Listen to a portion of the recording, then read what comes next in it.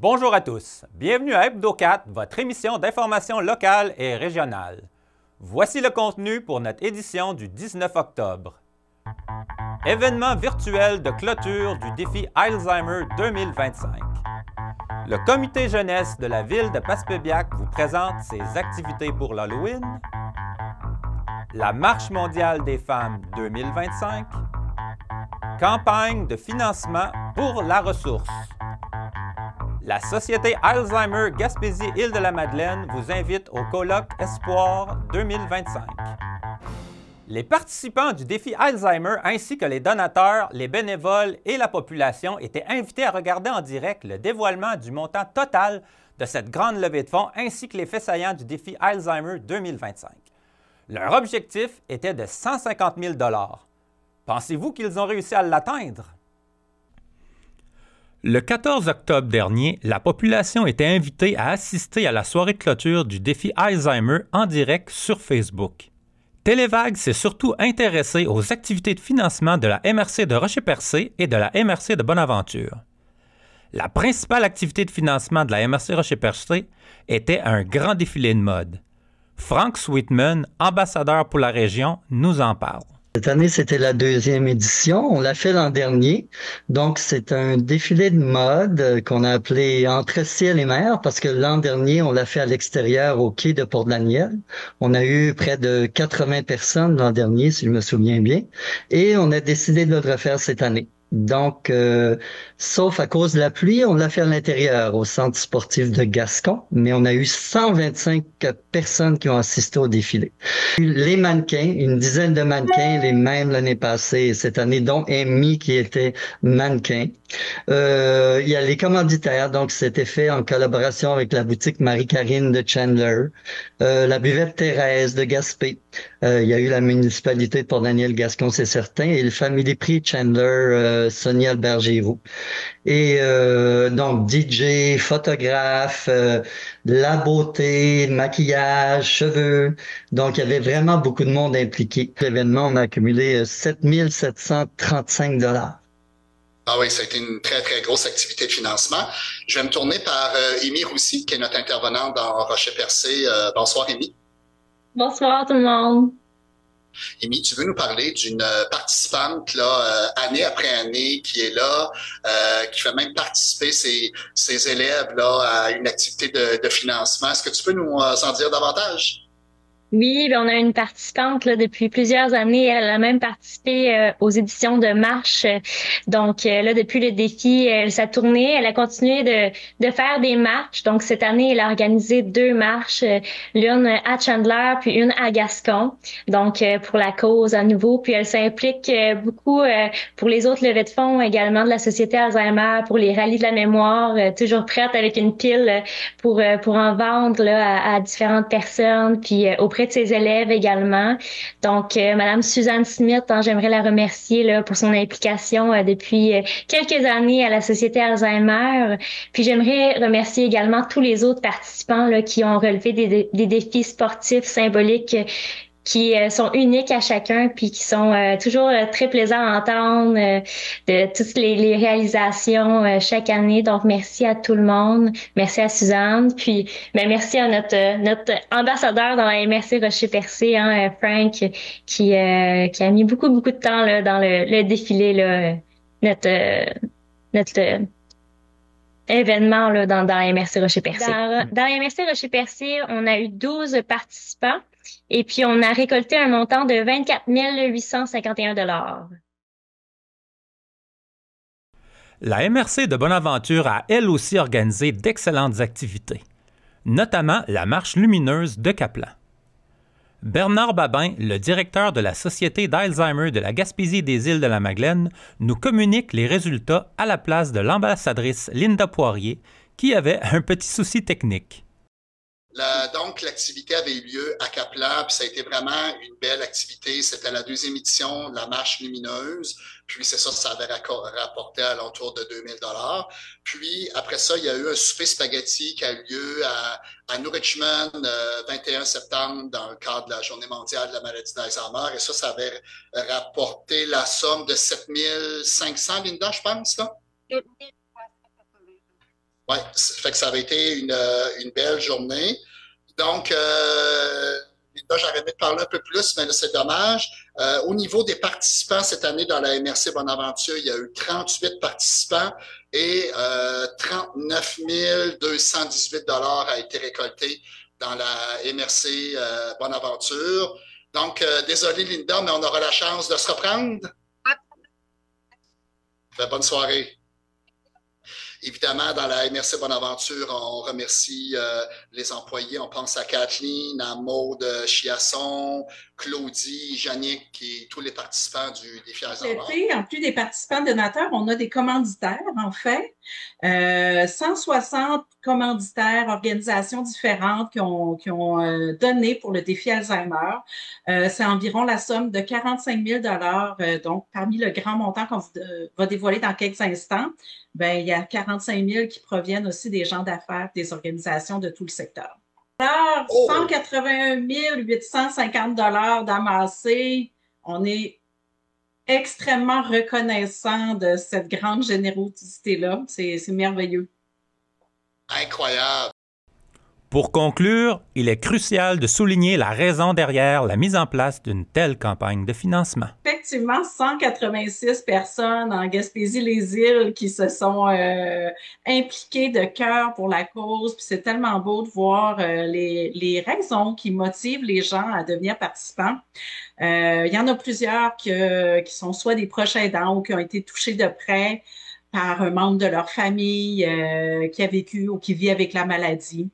Il y a des gens que c'est pour soutenir notre organisme parce qu'ils trouvent vraiment que c'est important d'avoir un organisme communautaire comme le nôtre qui apporte du soutien à leur communauté. Il y en a que c'est plus large que ça. C'est pour le bien-être des familles en général, pour rendre honneur à quelqu'un. Donc, les raisons sont multiples. La façon de s'impliquer est multiple. C'est des défis individuels où les gens se rassemblent en petits groupes pour relever des défis. Ça peut être des défis sportifs. On a des gens qui ont fait du vélo, qui ont fait le tour des îles, qui ont joué au golf, qui ont monté des montagnes, qui ont marché des sentiers, qui ont fait des trajets symboliques où c'est un secteur qui marchait régulièrement avec un membre de leur famille. Il y a des gens, je pense à Julie, notre intervenante dans le secteur de la Haute-Gaspésie, qui a choisi de faire un défi plus symbolique avec sa maman qui vit avec la maladie. Donc, de faire une partie de Scrabble ensemble pour passer un bon moment. Fait que toutes les formes d'implication, de défis choisis sont bons. L'important, c'est de choisir quelque chose qui est significatif en lien avec cette cause-là. On salue ces 186 personnes-là qui nous aident énormément à atteindre notre mission avec plus d'aisance et de qualité. Oui, puis Maude, c'est ça, c'est tellement important de le dire. Tu sais, même des fois, on n'en parle pas assez. Le pourquoi qu'il y a une activité annuelle de financement, ben, c'est nous permettre d'avoir des bureaux dans chaque MRC, d'offrir des services de proximité, de développer des activités de stimulation à domicile, d'avoir plus de rencontres aussi psychosociales avec les gens, d'aller à domicile. On a des prêts de livres, des prêts de jeux spécialisés. Les activités de financement nous permettent aussi d'avoir plus de rencontres à domicile. Fait que, tu sais, il y a vraiment plein d'activités qui sont offertes en retour. Donc, on remercie les gens parce que si ce ne serait pas de cette grande campagne de financement-là, ben, notre société Alzheimer ne pourrait pas être aussi dynamique de qu'est-ce qu'elle est grâce aux généreux donateurs. Là. Ça, c'est important de le mentionner. Là. 2 activités spéciales pour célébrer l'Halloween sont organisées par le comité jeunesse de la ville de Passepébiac. Marie-André Côté nous en fait part. Avec Marie-André Côté, je suis venu te trouver pour jaser des activités organisées par le comité jeunesse. Donc, il va y avoir 2 belles activités pour les jeunes. On va commencer par la première qui va se tenir au centre sportif de Passepébiac. Oui, au complexe sportif, le vendredi 24 octobre, de 6h30 à 7h30, il va y avoir un patinage déguisé pour les tout-petits, les 12 ans et moins. Fait qu'on va avoir plein de petites surprises pour eux. Puis c'est vraiment un patinage déguisé, fait qu'on demande aux gens là, d'apporter leurs enfants déguisés pour le patinage. Toutes les activités vont se passer sur la glace ou il va y en avoir quelques-unes à l'extérieur? Oui, c'est juste un patinage, là. C'est juste seulement sur la glace là, pendant 1 heure. Là. C'est le patinage libre dans le fond. Fait qu'au lieu d'être juste libre, c'est déguisé. Fait que tout le monde peut y aller. C'est plus pour les 12 ans et moins, là, parce qu'on a une autre activité après, mais on priorise les 12 ans et moins. Puis justement, tu peux me jaser là, de l'activité qu'il va y avoir pour les adolescents au centre culturel? Oui, on a fait une soirée DJ. On a demandé à un DJ qui vienne faire une soirée pour les 12 ans et plus, parce qu'on trouvait qu'il y avait moins d'activités pour les 12 ans et plus, là, 12 ans à 17 ans. Là. Fait qu'il y a beaucoup moins d'activités pour eux, puis ils viennent moins aux activités aussi, c'est sûr, sont plus vieux. Fait que là, on essaie d'aller les chercher en faisant vraiment une soirée pour eux. Fait qu'il va y avoir un DJ qui va leur faire la musique, puis c'est ça, c'est une soirée déguisée. Fait qu'on leur demande d'arriver déguisés aussi. Il va y avoir des prix pour les déguisements, puis il va y avoir des prix de présence aussi. Des bonbons, toutes sortes de petites activités là, qu'il va y avoir pour eux autres. Il va y avoir comme de l'animation, puis il y a des petits jeux qu'ils nous ont demandé parce qu'on a été les voir eux-mêmes, puis on s'est arrimé avec la Maison des Jeunes.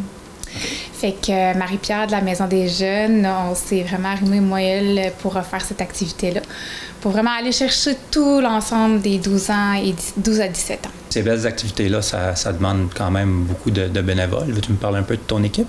Oui, bien, mon équipe, on est juste des filles. On est 4 filles, moi, Marie-Josée Grenier, Karine Gignac et Marie-Ève Labourdette-Huard.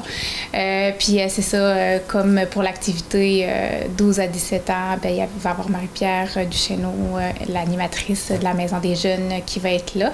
Puis je pense qu'il va y avoir un petit peu d'autres filles qui vont s'arrimer avec elle, là, qui vont venir. Est-ce qu'il y a quelques jeunes qui vont faire du bénévolat aussi? Ou? Non, je penserais pas. On est capable de tout faire ça. On est habitué là, d'organiser des activités pour eux. Ouais. Fait que non, eux autres, ils vont avoir ils vont peut-être gérer un petit peu les jeux, mais ils vont s'amuser, ils vont danser, puis ils vont faire le party. Okay. Puis les fonds recueillis pour l'activité, ça va être distribué pour quel? Bien, dans le fond, tu sais, toutes les activités sont gratuites. Fait que, tu sais, on fait pas d'argent sur ces activités-là, mais nous, on a un petit fonds, dans le fond, que la Ville nous donne pour refaire les activités. Puis on reçoit aussi d'autres activités.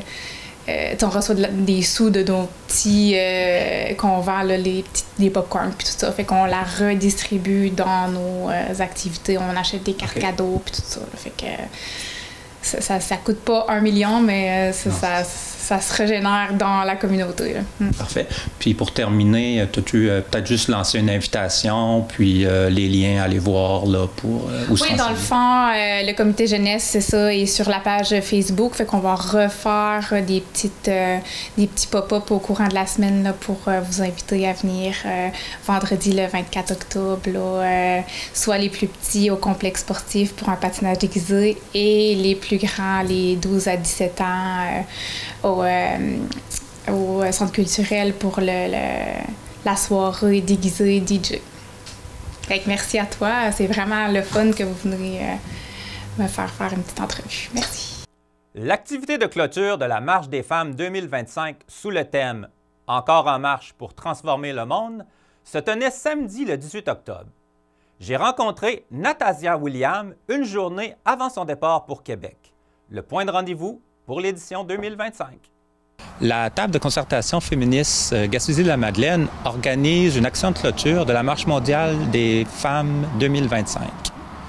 Est-ce que tu peux m'expliquer c'est quoi la Marche mondiale des femmes, s'il vous plaît? En fait, la Marche mondiale des femmes, c'est un événement qui est international, donc qui rassemble des délégués d'à travers le monde. Donc, partout à travers le monde, en ce moment, des femmes se préparent à marcher là, en fin de semaine. l'initiative de ça, en fait, ça vient, c'est un bébé, si on veut, de la marche du pain des roses qui s'est tenue en 1995, où la Fédération des femmes du Québec, à l'époque, menée par Françoise David, avait porté des revendications autour de la pauvreté des femmes à l'Assemblée nationale, puis ce qui a mené notamment à la hausse du salaire minimum à l'époque, puis à la loi sur l'équité salariale, puis à plusieurs gains, en fait, autour de la réalité de femmes immigrantes sur le territoire. Donc, inspiré des gains qu'il y avait eu en 1995, ces militantes-là ont décidé de démarrer la Marche mondiale des femmes. Donc, on rassemblait des femmes à travers le monde pour défendre, en fait, pour rappeler au gouvernement toutes les luttes qui restent à faire, puis toutes les actions, en fait, qui doivent être mises en place pour pouvoir assurer une réelle égalité entre les hommes et les femmes. Donc, à chaque 5 ans, en fait, depuis l'an 2000, on organise une marche mondiale des femmes. Et donc, on est en 2025 et c'est la 5e. Donc, en quoi consiste l'action que vous avez? Bien, en fait, tout au long de l'année, on s'est mobilisé sur le thème de la Marche mondiale des femmes. Là. Donc, le thème aujourd'hui, c'est « Encore en marche ». Donc, pour vraiment rappeler tout le chemin qui reste à faire pour atteindre l'égalité.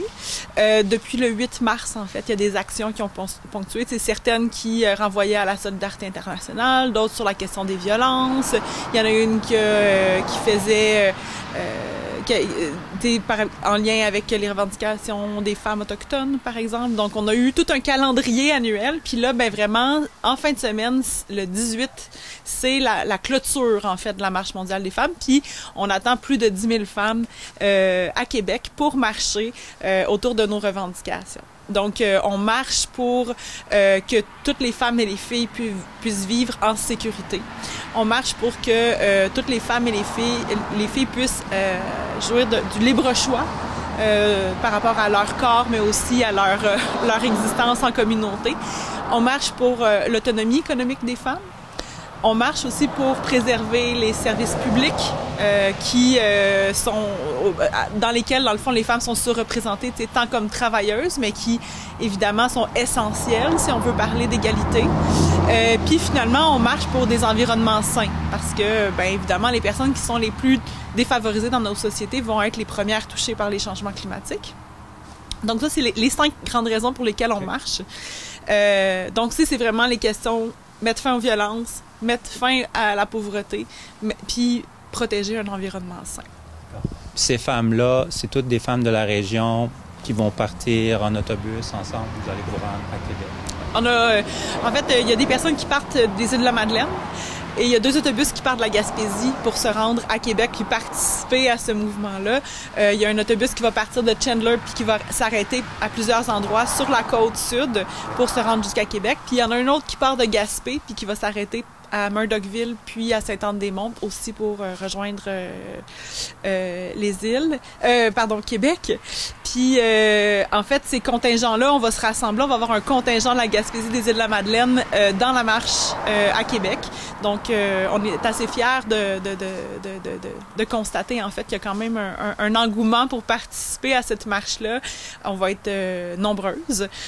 Et il reste de la place, par contre, dans les autobus. Donc, si des personnes souhaitent se joindre, c'est évidemment possible de nous contacter à la table de concertation féministe pour s'ajouter aux autobus puis faire partie de ce contingent-là. Parfait. La campagne de financement d'automne de la ressource d'aide aux personnes handicapées Bas-Saint-Laurent, Gaspésie et Île-de-la-Madeleine est en cours jusqu'au 31 octobre 2025. On écoute Sarah Méguénis pour en savoir un peu plus. Bonjour Sarah. Décris-moi ton organisme, la ressource d'aide aux personnes handicapées Bas-Saint-Laurent, Gaspésie et Île-de-la-Madeleine. La ressource d'aide aux personnes handicapées, c'est un organisme qui vient en aide aux personnes handicapées dans toutes les sphères de sa vie. Donc, nous, on va offrir du soutien, de l'accompagnement individuel, de l'orientation, du référencement vers les services qui existent. Puis aussi, on a un fonds de dépannage qui est très utile là, pour nos membres. Puis, présentement, vous êtes en campagne d'automne, donc je crois jusqu'au 31 octobre, et vous invitez les entreprises, les organismes, les municipalités et les fondations à donner. Oui, exactement. Donc, on vient de lancer notre campagne d'automne du 1er octobre, en fait, pour tout le mois d'octobre. Notre campagne d'automne, comme vous disiez, s'adresse vraiment là, aux entreprises, aux municipalités et organismes.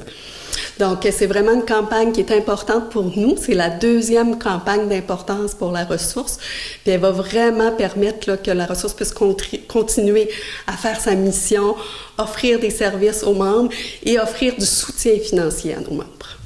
Puis comment les gens peuvent donner pour vous aider?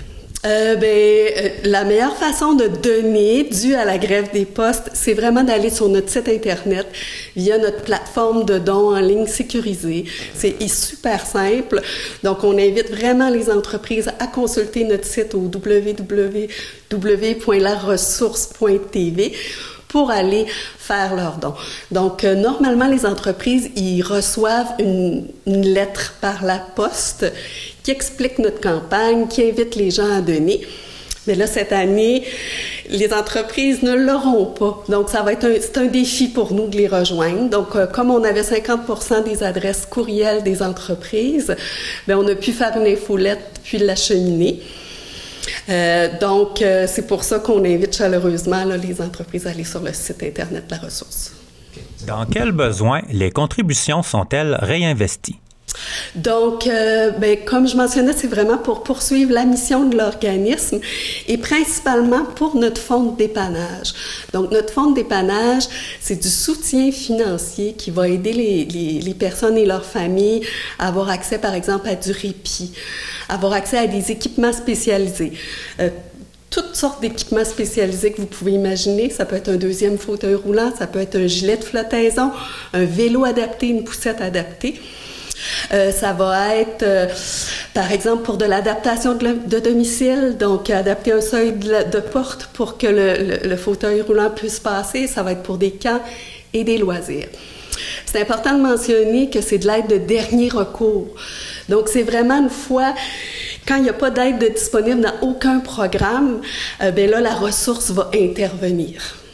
Donc, on invite les gens d'affaires à faire partie de la vague pour aider les personnes vivant avec un handicap. Oui, on invite les gens à donner généreusement là, pour toutes les personnes vivant des situations de handicap en Gaspésie et aux îles. La ressource d'aide aux personnes handicapées du Bas-Saint-Laurent, de la Gaspésie et des îles de la Madeleine vous invite à utiliser leur site Internet pour faire vos dons d'entreprise. Sur la page d'accueil, cliquez le bouton « Je fais mon don d'entreprise » et tout simplement remplir le formulaire. Une journée d'inspiration et de rencontres humaines dédiée aux proches aidants, aux partenaires de la SAGIM et à tous ceux qui, par leur engagement, souhaitent faire rayonner l'espoir en eux et autour d'eux. C'est le colloque Espoir qui aura lieu au Centre communautaire Adrien-Gauvreau de New Richmond le 28 octobre 2025. J'ai rencontré Bernard Babin, directeur de la Société Alzheimer Gaspésie-Îles de la Madeleine. Bernard Babin de la Société Alzheimer Gaspésie-les-Îles nous accueille dans ses locaux ce matin. Bernard, aujourd'hui, on fait la promotion du colloque Espoir 2025. Je laisse la parole. Oui, le colloque, on le dit, là, c'est annuel. Ça fait partie de notre organisation, qu'on a aussi le but d'informer les gens, la population sur, les services qu'ils peuvent avoir avec la Société Alzheimer, mais informer les gens sur l'évolution de la maladie, sur leur donner plus de conseils, tout ça. Donc, le volet information est important. Donc, le 28 octobre prochain, à New Richmond, à la salle Adrien-Gauvreau, c'est notre colloque. C'est vraiment une journée autant de formation et de ressourcement. Il va y avoir plusieurs conférenciers. Je pense à Justine Reed le matin qui va être là plus pour nous donner des conseils aux gens. La respiration, c'est quand même important. Des fois, on prend pas assez le temps de respirer, tout ça, puis il y a vraiment des bienfaits pour le corps, tout ça, concentration, donc elle va nous expliquer ça. Et on a Mylène Paquette, là, que je pense que les gens connaissent pas mal, qui avait déjà fait à la rame, là, un séjour assez important sur mer, là, de Halifax jusqu'en Europe, puis la conférence, c'est vraiment ressourcement. Mylène, durant son parcours, bon, elle avait vécu beaucoup de difficultés durant son parcours, tout ça. Puis elle vient de nous parler aussi, pour un proche aidant, l'importance de peut-être de trouver des plans B. C&D lorsqu'on vit différentes problématiques là, avec notre famille, tout ça. Donc, elle va nous parler de ça. Il va y avoir une conférence aussi sur la santé cognitive qui va être donnée par Claudie Cousin, qui est notre coordonnatrice programme et services. Les données démontrent qu'on peut retarder de 40% un diagnostic en faisant attention à notre santé, que ce soit au niveau alimentaire, que ce soit au niveau de la santé physique, faire le social. Donc, elle va nous parler de ça. Après ça, il va y avoir un forum de discussion avec les différents partenaires du milieu en lien avec les services qui peuvent être donnés dans le coin, avec des gens qui ont des pertes cognitives, ces choses-là, avec des gens qui côtoient une personne. Donc, un forum de discussion intéressant là, sur une durée d'1 heure. Et après ça, la santé publique vont être là aussi pour nous inviter à bouger. On parle encore de l'importance de la santé physique. Où est-ce que les gens peuvent se procurer des billets pour assister à l'événement? Oui, les gens peuvent nous rejoindre directement à Bonaventure au 534-1313. Les gens peuvent également aller sur notre site Internet pour réserver leurs billets en ligne. Et il y a des billets également disponibles au Centre d'action bénévole à Passepébiac au coût de 40 $. Et le 40 $, ça inclut aussi là, le repas du dîner. Est-ce que le colloque est réservé uniquement aux proches aidants? Non, puis ça, c'est une bonne question parce qu'on se le fait poser. Cette année, étant donné qu'on parle de la santé cognitive, qu'on parle de la santé physique, donc ça s'adresse dans un premier temps, oui, aux proches aidants, mais aux professionnels de la formation, à la population, toute la population qui se sent concernée par soit la maladie d'Alzheimer ou qui veut en connaître un peu plus. Puis on parle, c'est également une journée de ressourcement. Donc, ça peut être au niveau des employés qui sont là pour un organisme. Là. Donc, toute la population est invitée. Puis, les lieux, est-ce qu'ils sont accessibles aux personnes à mobilité réduite? Oui, vraiment. C'est à la salle Adrien Gauvreau. Donc, autant les gens qui seraient en fauteuil roulant ou qui seraient peut-être avec une marchette ou quelque chose du genre, là, ils peuvent participer. On invite les gens à venir en grand nombre, puis je te laisse le mot de la fin. Oui, ben effectivement, là, la population est invitée en grand nombre. C'est vraiment une journée là, où il va y avoir beaucoup de plaisir, de ressourcement, tout ça. Là, donc, bienvenue à tout le monde.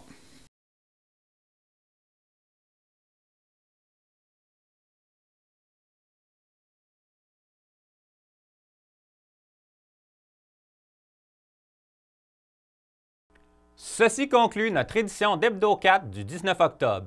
Un gros merci pour votre écoute et rendez-vous la semaine prochaine pour une nouvelle émission.